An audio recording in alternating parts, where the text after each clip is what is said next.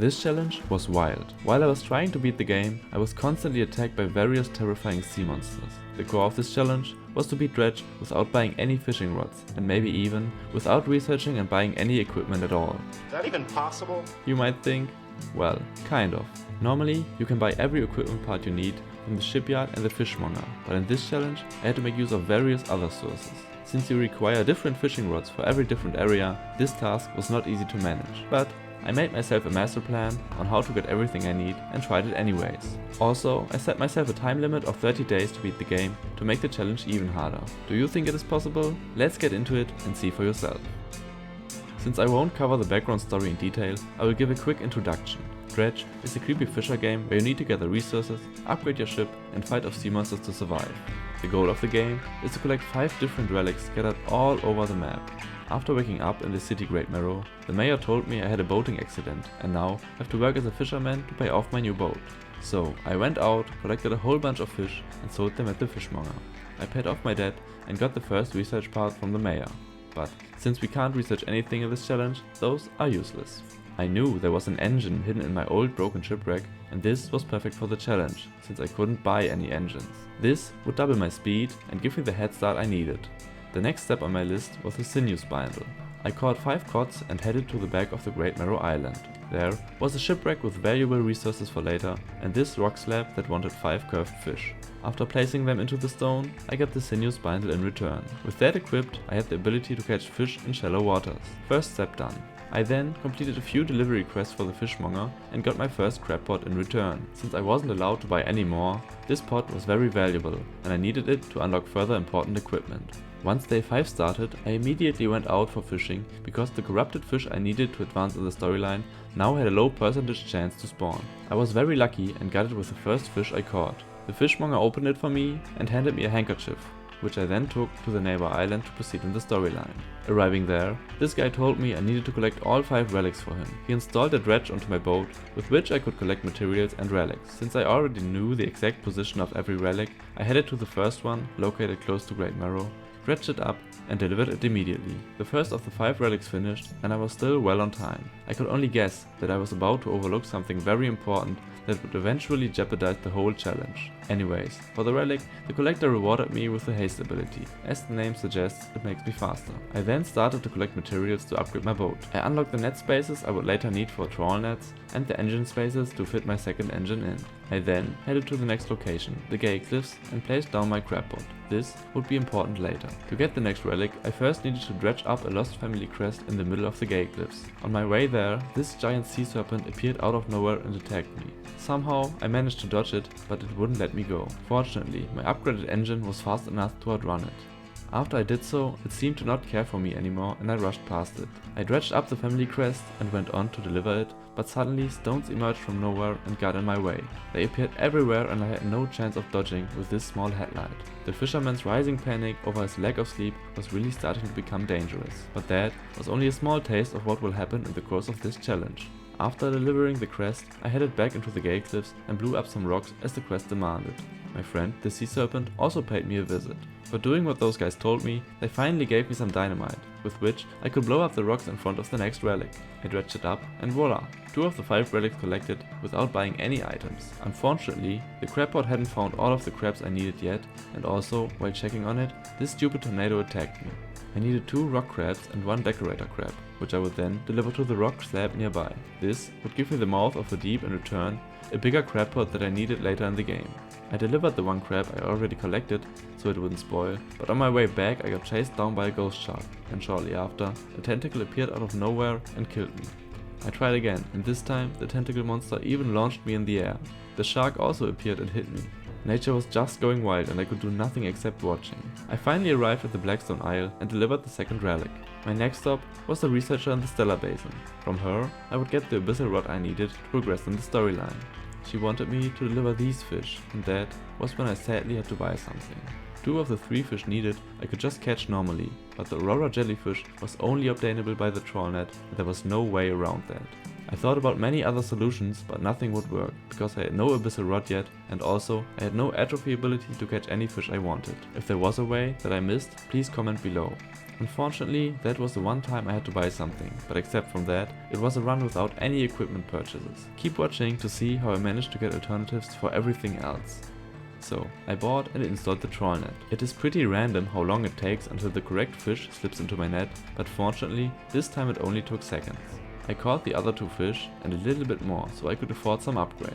But, well, I sold everything because I'm stupid. Fortunately, I managed to get another jellyfish and deliver everything shortly after. I got some prototype parts from the broken research station, and with that, the researcher provided me with a sampling device. This allowed me to catch abyssal fish from now on. The easy and normal way to proceed would be to just buy the bottomless lines and dig up the next relic. But for this challenge, we had to take the complicated but much cooler option. Step number 1 was to head over to the Twisted Strands, not without incidents, and deliver a corrupted fish to the rock slab. In return, I got the tendon rod, with which I could catch mangrove and oceanic fish. But that was also the moment I realized that I messed up. The tendon rod had such a weird shape that I couldn't fit it in my rod spaces. That meant I had to get all the upgrades for the first part, upgrade my hull and upgrade my rod spaces again. This would cost me a lot of materials, money and at least a few days. I wasn't sure if it was still possible to beat the challenge, but I kept going. However it turned out, it would be very close. While dredging up some materials, the weird ship monster paid me a visit. I hasted away as fast as possible, but shortly after his friend the tornado joined the attack. The tornado got me once, but I managed to escape. I started upgrading my boat and realized that I needed refined metal for the hull upgrade. So I made my way to the Gale Cliffs, got some explosives from the whaler, and when I checked on my crab pot, fortunately, all the fish I needed were in there. I delivered them to the rock slab nearby and retrieved the mouth of the deep, a bigger and better crab pot I would later use in the Devil's Spine. With the explosives, I then blew up some rocks and got the refined metal hidden behind them. On day 19, I finally managed to get the hull and rod upgrades I needed, and I installed the tendon rod on my boat. Now I could continue with my journey. The tendon rod was only one step to the rod I really needed. Now that I was able to catch oceanic fish, I wanted to collect all 4 existing sharks for another rock slab. The reef shark and the bronze whaler lived next to Great Marrow. The next stop was the Devil's Spine, where I placed my mouth of the deep and collected the ghost shark with my abyssal rod. The only shark missing was the hammerhead shark living in the Stellar Basin. On my way there, I got annoyed again. The 2 friends from earlier had regrouped and launched an attack. It got me once, but I managed to escape. I spotted the last shark and placed everything into the stone slab. In return, I finally got the halo rod I needed for the relic in the Stellar Basin. Getting to this point was quite an adventure. I activated the machine that scares off the big octopus, dredged up the next relic and delivered it.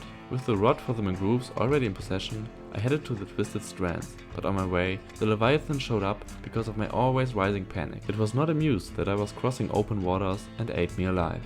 I tried again, and not without some problems, I arrived there. Did you see those vines? Those appear in and around the Twisted Strands, and in this run, they attack me so often I have to start a vine counter. The minesucker was already waiting for me, but I rushed past him to the airman when the vines attacked again. The airman wanted me to gather mortar parts, so I got the first one, was attacked on my way to the second, was attacked again, and finally dredged up the second part. After delivering them, he wanted me to get specific fish. While I was collecting them, well, you get the point. Shortly after, I had another encounter with the minesucker.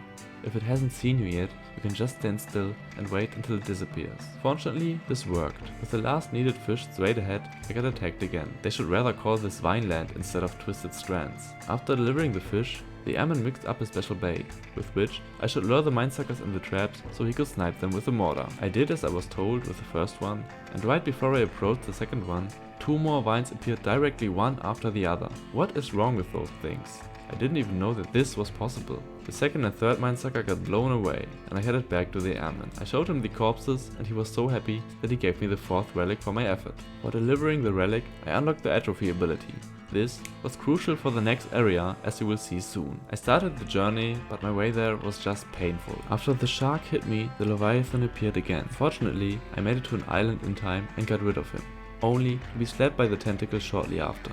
I went out again, got hit again, and this time I was not so lucky to escape the Leviathan. Will I ever be able to reach my destination? The third time I slept a little bit, so my panic would not be that high, but that was dangerous to the challenge because every minute counts and I only had a few days left. This time, Banish wasn't on cooldown anymore, so I used it to banish the ghost shark, only to get launched in the air by the tentacle. I had enough HP to escape and repair my boat. In the Devil's Spine, my task was to get specific fish and crabs and deliver them to 3 different shrines. For this, I would normally need a volcanic fishing rod, but the atrophy ability would clear any fishing spot, so I could get it anyways. On my way to the first shrine, the unseeing mother guided by her babies attacked me. I used Banish, but I couldn't cast it in time. For delivering the first 2 fish, I got a Fathomless Flame.